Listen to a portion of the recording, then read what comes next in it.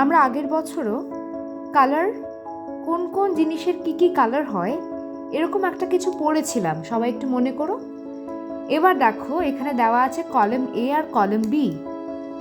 এবারে match the following করতে হবে। প্রথম কি দেওয়া আছে? স্কাই। স্কাই মানে আকাশ।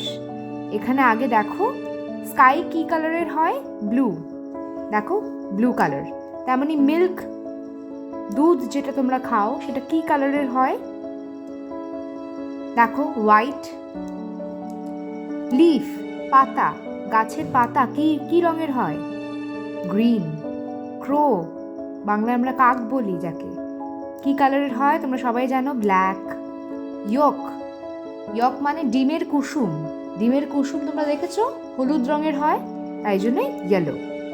এবারে দেখো কালার দ্য পিকচার, এই পিকচারটাকে কালার করবে আর এই পিকচার সম্পর্কে 3টে সেন্টেন্স লিখবে নিজের মতো করে, ঠিক আছে? ইংলিশে গাছ দেখতে পাচ্ছ, রাস্তা দেখতে পাচ্ছ, এই নিয়ে 3টে সেন্টেন্স তোমরা ইংলিশে লিখবে।